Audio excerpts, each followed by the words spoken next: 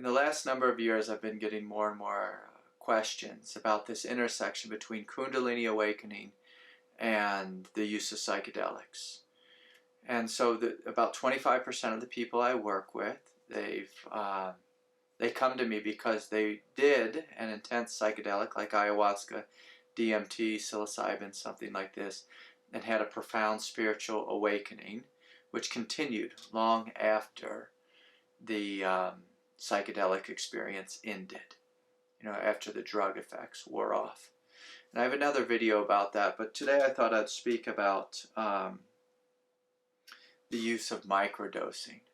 So instead of thinking about terms of using psychedelics to have a massive spiritual experience or a massive healing experience, this video is about those who've had a Kundalini awakening and who feel some level of energetic blockage in one of their chakra centers, or in all their chakra centers, as sometimes it may be. And so let's just speak about what blockages are first. So blockages basically are aspects of our psychological nature which have gotten stuck, within the chakra center. And so just to make it pretty simple here, I want you to imagine every chakra center has a divine manifestation, but also an egoic manifestation. So let's talk about the head and the heart real quick. So the divine manifestation of the third eye is vast, spacious freedom, emptiness, clarity. But the egoic manifestation, on the other end of the, spectrum, is just having lots of thoughts and being identified with all those thoughts. Oftentimes neurotic thoughts or OCD type of thoughts, or just crazy thoughts, wild thoughts. So the ego manifestation is the thinking mind. The divine manifestation is vast, spacious emptiness with this quiet flow of intelligence that flows through it. And so when you open up in the third eye area, you have very few thoughts, and the thoughts you have are wise. Whereas if you connect with your third eye chakra, this chakra, the head chakra, on an egoic level, it's just like the experience of being human. You may have a thought about chocolate, and then about a new sports car, and then what should I do for work today, or was I kind to my wife, or whatever it is. Down on the heart level, on a divine manifestation is unconditional love, a sense of freedom, love, unity, consciousness. On a human level, we may have a broken heart. So the human level egoic manifestation may be a broken heart. Our heart chakra is where we stuff our pain, especially associated with emotions. We might have anger, or sadness, or grief, or some hurt, or some feelings. I need to forgive someone, but I'm not ready to do that. And so when you know this in your heart, for example, that there's someone I need to forgive, but I'm not willing to do that, that creates a blockage. A blockage, it veils the unconditional loving nature of your heart chakra. We could go on and on for each chakra center, but I'm trying not to make this too complicated here. So recently someone asked me about microdosing. And one of the things that microdosing does is it helps to lift the repressive nature of ego. And when the repressive nature of ego is lifted, oftentimes emotions tend to flow more fluidly and easily, and this feels healing. Feels like we're emptying out, we're purging the past from our consciousness, and as a result, we feel more lighthearted, more loving, and then the divine manifestation of the chakras can more easily manifest. And to relate it to Kundalini, when the chakras are open and relaxed, the Kundalini can flow through the chakra centers unobstructed. So Kundalini is like this force of God, an awakening force of God, an aligning force of God that bring forth a greater truth and alignment, with the recognition of your own inherent divinity. And so again, just to try to keep this simple, Someone asked me, well, can microdosing be helpful in releasing energetic blockages? And my answer is absolutely, it can be helpful for some individuals. But it can also be, it can excite the Kundalini energy. It might be too much for an individual. So I just want to, offer this word of caution. Anytime we work with psychedelics, there's always the potentiality to more fully awaken our Kundalini prematurely, in a big way, in a forceful way, in an overwhelming way. And let me explain that a little bit. So our superego is this force that's just gently pushing down on all the feelings you don't want to feel. Everyone has a superego. Kind of lives in the throat, it lives in the mind. In the mind, it shows up as the internal judge and critic. In the throat chakra, it's kind of this clenching. And so most people are divorced from their emotions, and they just live in their head. They know that there's a lot of emotional pain within them, but when I ask them to feel it, say, for example, as a teacher or a therapist, they say, no, I don't want to go there, it's too much. Now that same force of repression that's keeping all your old emotions and pain just stuffed into your body is also pushing down your Kundalini.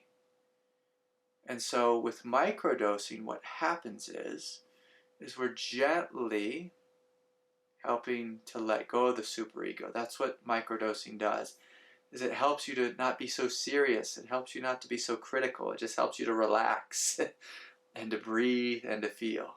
And naturally, if you relax, the superego relaxes, feelings are going to come forward. You might have some tears. You might cry a little bit. You might see the beauty of life. You might hear birds chirping all of a sudden. You might feel a sense of unity with life through just a very gentle dose of a psychedelic. And this can be very healing, very illuminating. It can help you to let go. Some people have trouble letting go because they don't trust that it's okay to feel. They say it'll be too much. But what microdosing does is basically it gently soothes the superego into a place of just relaxation. And then we're given permission to feel and to experience what's within us. So this is what's healing about microdosing. There's a tremendous amount of research coming out of many great schools and universities in Canada and like Stanford and Harvard and John Hopkins and different universities around the world are playing around with psychedelics and opening this door of research again. And so they're saying, yeah, these drugs can be helpful if taken under the right circumstances. Now, of course, no one can prescribe them because they're not really legal, so you have to be a part of a trial at a university or get them illegally. Now, when you get them illegally, you're not ever sure exactly what the dosage is that you're taking. And so that's where I encourage great caution because it can be dangerous. So let's talk about what would happen if, for example, you took, like, say, a full hit of LSD, a full dose of ayahuasca.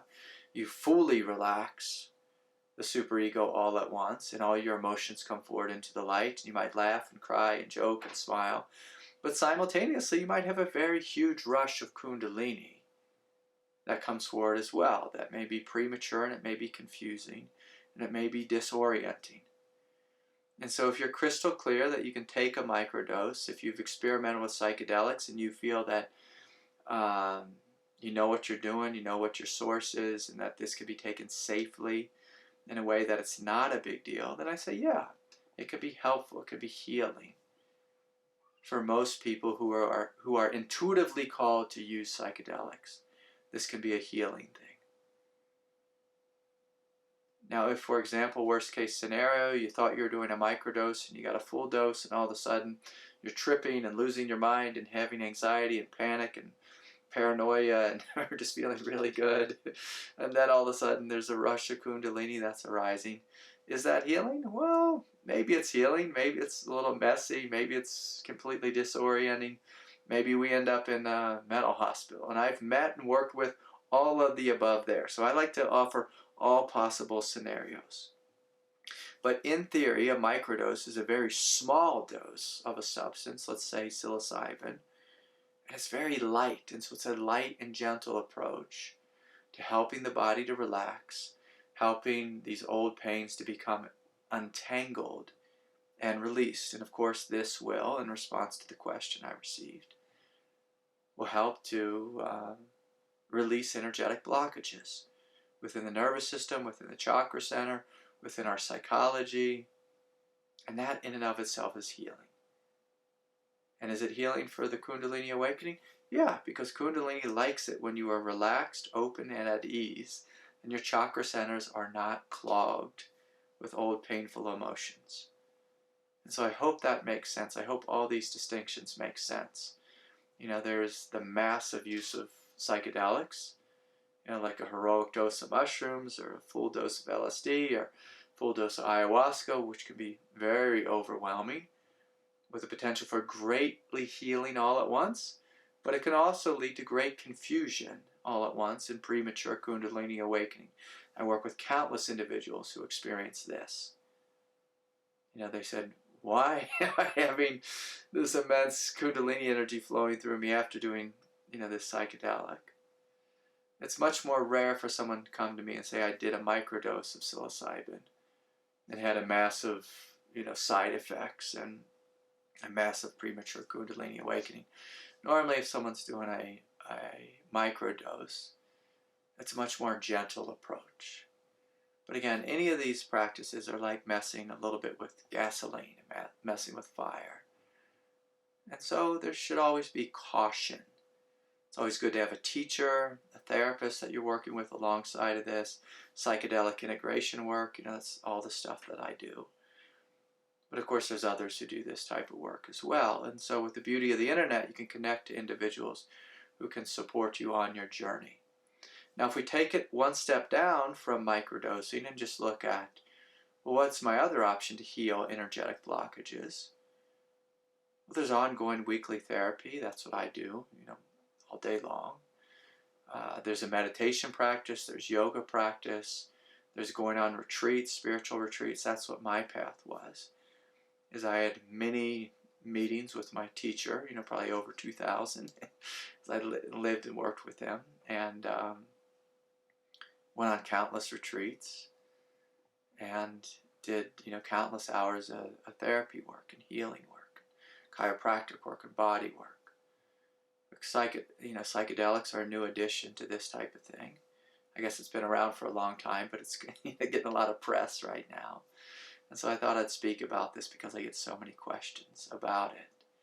The safest approach is just a gentle path of yoga, meditation, body work, therapeutic work, therapy work, counseling work, where you help to really, you know, relax the superego, heal, and then you don't need to use a drug to clear your blockages. If you want to try microdosing, if you're feeling really stuck, that can be helpful. It can also be a little bit dangerous. If you want to try a heroic dose, well, that's the biggest gamble, which is similar to a gamble like going on a 10-day silent meditation retreat. But you know, my bias is toward the path of yoga and meditation, and, you know, maybe occasional psychedelic use, maybe no psychedelic use. But a lot of people are excited about psychedelics, and so I thought I'd speak about it and offer some caution, some praise, and just an acknowledgement of, you know, what could potentially be healing and what could potentially be overwhelming. There's so much research right now that's coming out where people are being overly enthusiastically positive, saying things like, yes, one psychedelic trip could lead to the complete and total end of your smoking addiction. And I can tell you this is absolutely not the truth. You know, once upon a time there was a study that proved that 12 out of 15 of the patients quit smoking totally and completely. But I've known thousands of individuals who've smoked cigarettes and have used psychedelics and who did not quit smoking immediately and completely from now into infinity. You know, and so you have to be careful about the research that's coming out. A lot of it's incredibly biased and has an agenda. And because I've worked with thousands and thousands of individuals over the years, I've kind of gotten a real balanced approach. And again, my bias is toward, if we want to heal, a path of yoga, meditation, spiritual teachings, Dharma study, therapy work. This is the lightest, gentlest, most effective path. If you want to add psychedelics to that, microdosing, that's one step up, and that could be therapeutic and healing as well. If you want to start using only psychedelics, that can be the most dangerous yet quickest approach. But it's a gamble. It's a gamble there. And I've done all kinds of psychedelics, and I've always had a great experience. But some people do psychedelics once, and then they're stuck in a chronic state of anxiety for 2 or 3 years. And they see me for support in the healing and integration of what happened. So I always offer these words of caution. I've seen great results. I've also seen horrific results. And I can also say that, just to swing it all the way around to people who've done TM. Some people swear by transcendental meditation. Other people I know have been on one TM retreat and they lost their mind and went a little bit psychotic and experienced intense anxiety for years. And so the good news is you don't have to do any of this unless you feel called. And I encourage you to listen to your heart first and foremost before you listen to some YouTuber online who says psychedelics will help you to awaken like the Buddha with one heroic dose. And so follow your heart, follow your truth, get grounded, and have a good team of support where you feel that you're connected with a good teacher, therapist, counselor, a meditation instructor, yoga teacher. Or if you're going to do psychedelics, that you're in a good place, you're working with a good shaman, someone who's grounded and integrated, and who'll be there with you for the long haul. The long haul. Because, true spiritual awakening is a lifetime. It's a lifetime experience. It's a lifetime of unraveling and integration. It's not something that just happens like that, like you read about in the book. It takes time to integrate the consciousness of God into your normal human being, everyday, practical experience. And so anyways, I hope this was helpful. May peace be with you all. And if you like information about my weekly meetings and my meditation group and my online satsang and or sessions with me, there's details below. Okay, bye for now.